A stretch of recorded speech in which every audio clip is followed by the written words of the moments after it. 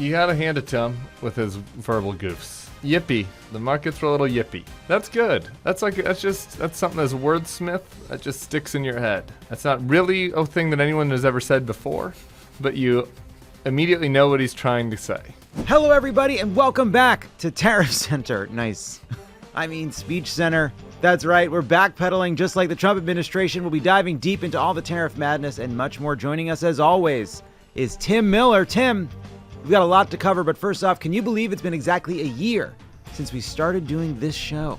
I think I'm probably the rookie of the year. As I recall, we'll have to go back to the tape. But I think as the show was originally thought of, there were going to be a lot of co-anchors. Yeah, that's right. You're going to be bringing in Scott Van Pelt. You're going to be bringing in Charles Barkley. That's right. Everybody. And you just found out that it's no, the people just want Lovett and Miller. That's right. It. You just why fuck with a good thing. And so I think it's been a good first year for us. Not so good for the country. No. It's been a bad year for the country. For you and me, it's been nice. On today's show, we break down Trump's disastrous game plan on tariffs, as well as his latest executive orders. We'll also check in on Bernie Sanders, who keeps his focus on fighting oligarchy at his CNN town hall. But first, let's go to Karoline Leavitt, no relation, and Scott Bessent. Her husband. I don't think that's right. Maybe 30 years ago. 30 years ago, that's what it would have been. We're quick to play defense on Trump's decision to pause tariffs. Many of you in the media clearly missed the art of the deal. You clearly failed to see what President Trump is doing here. You tried to say that the rest of the world would be moved closer to China when in fact we've seen the opposite effect. The entire world is calling the United States of America, not China, because they need our markets, they need our consumers, and they need this president in the Oval Office to talk to them. And that's exactly why more than 75 countries have called. Because the United States of America is the best place in the world to do business. And as the president has shown great courage, as the secretary has said, in choosing to retaliate against China even higher. This was driven by the president's strategy. He and I had a long talk on Sunday, and this was his strategy all along. And that, you might even say that he goaded China into a bad position. They responded. They have shown themselves to the world to be the bad actors. Yuck. I liked it better with the March of the Iron Will behind it. Could Dylan add some Italian fascist music or some North Korean music? Scott Bessent, you are not welcome at Pride. Karoline Leavitt is maybe welcome at Pride, though, because I think her relationship is covered by the plus of LGBTQ+. You think once the age gap goes past 30 years, it becomes queer? Yeah, I think it's a queer marriage that she's in. I don't know who this art of the deal stuff is for, right? I don't know who it's persuasive to, but would you like to unravel it a little bit for us? There was a moment in the Trump 1.0 and obviously in the Trump campaign in 2016 where it was everyone is out to get us. The media is out to get us. People don't understand Mr. Trump and how brilliant he is and how great he is. And so every remark we give as a spokesperson have to be about how the media is so stupid and all of the smart people out there just don't see the art of the deal happening behind. The fight is over, y'all. That part you won. You're losing the trade war, but the war against the mainstream media, you won. They've been cowed. That victim card of you don't understand us, you don't give us enough credit. I just don't think they can let it go. I think it's that. I don't think it's strategy. The goal of tariffs are contradictory, always, right? Even though these goals are contradictory, they didn't get any one of them, right? If it's to raise revenue, they're not going to do that. If it's to negotiate better deals, they haven't announced a single deal. And it's certainly, there's a bunch of jokes going around, which are great, which are people saying, oh man, my decision to invest several $100 million in a factory last week sure feels foolish now that the tariffs have been paused. The economy has not, I don't know if you've noticed, has not reoriented around domestic manufacturing currently taking place in China. And on top of that, we still have certainly higher tariffs than the smart people, the finance people around Trump would have expected. If you had Jon Lovett, non-finance gay Jon Lovett, co-host of SpeechCENTER, had gone to Charles Schwab and Ken Griffin in Christmas of last year and we're hey guys, here's what's going to come April 10th. There's going to be a 10% across the board tariff on every country, 145% and rising on China. We're also going to have a couple random tariffs on steel and pharmaceuticals. What do you guys think about that? They'd be that is insane, and so that's now it's we've reoriented towards a baseline that is worse than how things were when he came in, without achieving any of the 3 objectives. It just genuinely sucks how I'm like, yeah, nope, free trade. Welcome aboard, Lovett. This is great. Think about the switch that I've had to suffer through with you over and over. I had to put on the hair shirt and like whip myself every time I came on Pod Save America, and now this is my recompense. Now you have to put on the hair shirt. I do. You are a free trader. I do. I'm a free markets and free people lifting all boats. Capitalism sucks. Hate it. Next, we go to Trump answering press questions about the tariff pause and doing whatever he can to avoid saying he caved like a fucking loser. Can you walk us through your thinking about why you decided to put a 90-day pause? Well, I thought that people were jumping a little bit out of line. They were getting yippy, They were getting a little bit yippy, a little bit afraid, unlike these champions. Because we have a big job to do. No other president would have done what I did. No other president. I know the presidents. They wouldn't have done it. Nothing's over yet, but we have a tremendous amount of spirit from other countries, including China. China wants to make a deal. They just don't know how quite to go about it. It's one of those things they don't know how quite. They're proud people. The bond markets that persuaded you to reverse course? I was watching the bond market. The bond market is very tricky. I was watching it, but if you look at it now, it's beautiful. The bond market right now is beautiful. But yeah, I saw last night where people were getting a little queasy. Is it at all reassuring to learn that while Trump has his boot on our neck, Capitol still has its boot on Trump's neck? It is reassuring, actually, just a little. Yeah. 2 thoughts. because this is SpeechCENTER, and because you want to maintain the integrity of SpeechCENTER, where you're Absolutely. just candid. You got to hand it to him with his verbal goofs. Yippee. It's a little yippee. That's good. That's something as a wordsmith that just sticks in your head. Yeah. The markets were a little yippee. That's not really a thing that anyone has ever said before, but you immediately know what he's trying to say. Trump doesn't actually care about political gravity anymore because he has no interest in it, because he has soft authoritarian or maybe hard authoritarian aspirations. The fact that it took 1 day only of the bond markets making the country look like, mid-20th century Argentina, and that got him to reverse. That's nice. That's good. That's nice. That's something. It shows that there is still, a few, little anxieties bopping around that fucking big empty head of his, and that there might be some ways to limit the damage. The first Trump administration, you had the Gary Cohns, you had people around him that spoke to there's no angels on his shoulder, but the less destructive devil on his shoulder. And there's been this sort of quiet fear that Trump doesn't even care about that anymore, that he's willing to go along with the crypto people. He's willing to destabilize the dollar. He's willing to destabilize the stock market because he's now made himself so rich in so many different ways that he doesn't care what happens to any of us. Yeah. And to see that market force is still there, it is a check. It is. It's an unsatisfying one, but it is. The most House of Cards nefarious version of Trump is like, the worse shit gets, the more emergency powers I can gather, right? Like at some level, bad news and mass protests and the economy crashing is a vehicle for him to wrest even more control inside the executive. You have seen this in other authoritarian countries. So the fact that doesn't seem at this point to be the motivation. How about that? That's nice. That's good. Yeah. Trump talks about trade deficits and the deficit in this incredibly stupid way. It's like, we get goods that we want. That's a part of the deal. I'm not saying trade deficits are good inherently, but we get something for the deal. The deal on the debt is fucking awesome. I don't think it's good for the long-term health of the country, but think about what this is. We write on a piece of paper, this is worth $1 million. We give it to another country and they give us $1 million that we spend on televisions and cars and bombs. and I don't think that can last forever. I don't think it should.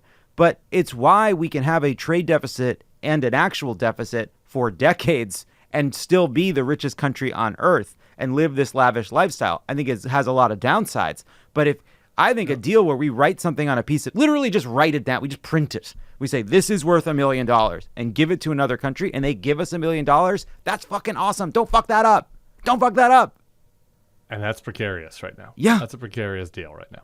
Let's switch gears. As Trump is causing an economic crisis, he's also continuing his attack on our democracy. We now go to Trump in the Oval, signing new executive orders, including one that's gotten Tim particularly heated because it is targeting one person who is in the federal government in charge of cybersecurity for the 2020 election, Chris Krebs. I don't know that I met him. I'm sure I met him, but I didn't know him. And he came out right after the election, which was a rigged election. And look what happened to our country because of it. Open borders, millions of people coming into our country.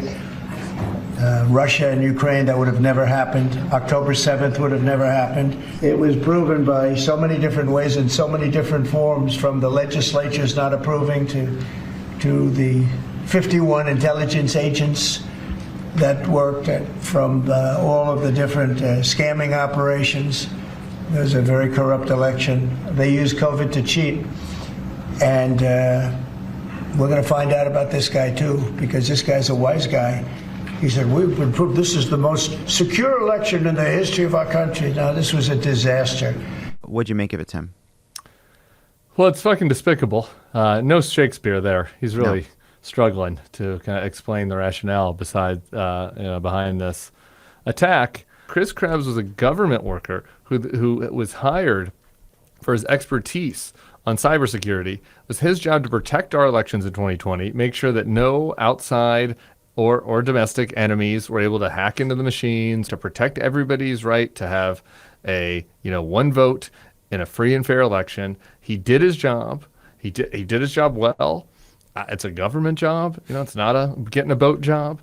And Trump is targeting him just for doing the job. Like Trump wanted him to lie, to create a fantasy world where there was election fraud. So because he refused to lie, the government is now going after him. That is so chilling, because that means that he could come for anybody in this administration. It's not just dissidents or people speaking out against him. Somebody that is just doing the job in a way that he doesn't like it could now have the fucking long arm of the government coming after them. Yeah, and I also want to just add another development this week that is seemingly unrelated, but I do think is related, is the Department of Homeland Security seeking information from the IRS to target immigrants. And we've seen, I believe the head of the IRS resigned over it. That is a harbinger of what is to come. The process is the threat, right? That's why it's a joke. Oh no, the IRS is going to be up my ass. It's not because you believe you've done anything wrong. It's because when the IRS goes through all your shit, first of all, it's a pain in the ass if you haven't done anything wrong. And also, often, maybe you made a mistake. They'll find things. The FBI combs through your whole life. They'll find things if they want. Classified information comes across your desk. You accidentally forwarded something to somebody's Gmail as an innocent mistake. There's a lot of potential exposure there over a overtly political and unprecedented attack on this individual coming straight from the president. All right, here we have Bernie Sanders at his CNN town hall, where amidst all the tariff news, he reminds us to keep fighting against Musk and his cronies. I think many people are saying, wow, that's outrageous. I really feel for these federal employees thrown out on the street. But I want you to think about this. If Musk can do this to federal employees, some of whom are in unions, some of whom work for years, what do you think he's going to be doing when artificial intelligence and robotics comes for your job? Guess what? The job you have today ain't going to be here in 10 or 15 years. And you think Musk and his friends are saying, oh my goodness, how do we protect American workers from the explosion in technology that we're seeing? They don't give a damn about you. If this is what they could do to federal employees, think about what they could do to people in the private sector. We have got to understand that new technology, AI, robotics, has got to work for working people, not just for the billionaires and Mr. Musk. My thing about Bernie, and that is my message to any Democrat that is out there, is he knows what he fucking cares about. Me and Bernie might not agree on every single policy program, and a lot of people that support Bernie, I don't think, agree with him probably on every different policy program, but they know that he cares about working people, and that he wants to make sure that the billionaires and trillionaires soon like pay their fair share. And you can sense that he cares about it. He brings questions back to that. When Jon Lovett wants to ask him about silly stuff, he's like, "No, Jon Lovett, I don't want to talk about weed. I want to talk about billionaires and paying more taxes. That's what I care about." That is a good model. Having something that people can understand, that you're passionate about, that you want to change, is a good political trait that seems obvious, but that a lot of politicians don't really execute very well, and Bernie executes it very well. I agree with that. I think there are too many people that have been trained in an old way of doing politics to take a question, and instead of going to what do I think, they go to what am I supposed to say. It was more valuable in the old media environment, and being inauthentic was less costly because people just didn't see as much of you and they didn't have to. Right. They would get one sentence, one quote, one paragraph from the speech. And if you strayed and were too interesting elsewhere, you would obliterate your opportunity to drive that message. But we don't live in that world anymore. On the one hand, our attention span is gone. It's shot. But people do expect their politicians to appear in these more discursive, long-form settings. And it just doesn't work if you are trying to hit 10 bullets, but don't have a sophisticated or unsophisticated, deeper worldview beneath it that you can just shoot the shit about. And like Bernie Sanders can do that. AOC could do that. Barack Obama could do that. Bill Clinton could do that. The reason I do think that like the best model has come from the left is not necessarily because left is the direction the party should go. It is because the left is the only place producing those kinds of people right now. Yes. Let's go to, I think, something that complements what Bernie says, which is Sean McGarvey. He is the head of the North American Building Trades Unions, and he had this really remarkable moment when he was speaking not only about what unions do to build in America, but also what has happened to one member of that union. We need to make our voices heard. We're not red. We're not blue.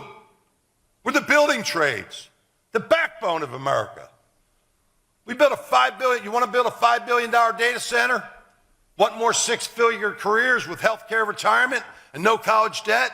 You don't call Elon Musk. You call us. North America's building trades unions. And yeah, that means all of us, including our brother, Smart Apprentice, Kilmar Arbrega Garcia, who we demand to be returned to us and his family now. Bring him home. That's a high note. How about that? How about the head of the building trades getting up there and saying, bring Kilmar home, this guy that they've kidnapped and disappeared to a Salvadorian gulag and have admitted doesn't belong there, but are refusing to lift a finger to bring him home. I am so appreciative of that being defined as an attack on this union, because it is, and that this is just a working person being targeted by this administration because he looks like someone that they think looks like MS-13.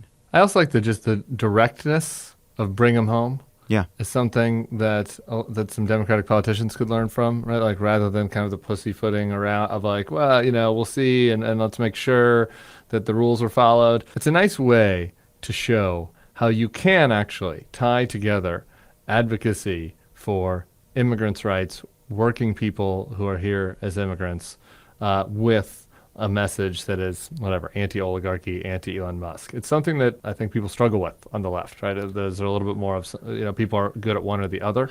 And he's like really tied them together directly in a way that was logical and made sense and was passionate and emotional. So A+, building trades union guy. Now you've pulled me back around. Yeah. Let's wrap it up. Tim, how does the story end on tariffs? What do you think? What's going to happen? This is infrastructure years. This is tariff years. It's going to be his go-to play for as long as he's in there. So I don't think it's ending anywhere good. It's hard to read people that don't give a fuck about what happens to you. And I think that collectively there are a lot of people that want to see more in Trump than that is there. And that was what led to this week. And I did it myself because over the weekend I was like, this has got to end sooner. And I guess they ultimately did do part of the pause that we still have these vast tariffs in place. And I want to stop, even accidentally, treating Trump with more respect than he deserves, even if I come to my senses. I think that is a good Lenten commitment to Thank you. yourself. Thank you, Tim. Jon Lovett. That's a Catholic thing, but I know what a Lenten commitment is. You're honorary. I know what it means. I have the guilt. I can do it. All right, that is Speech Center. Tim, as always, so good to see you. Thank you for doing this. Thank you for being part of this wonderful YouTube show that's taking the world by storm. Everybody listening, do us a favor. Like this, subscribe to this, leave us a comment. We're trying to compete with a vast right-wing media apparatus. The Bulwark, Crooked Media. We are Davids in a world of Goliaths. Goliaths. End of show.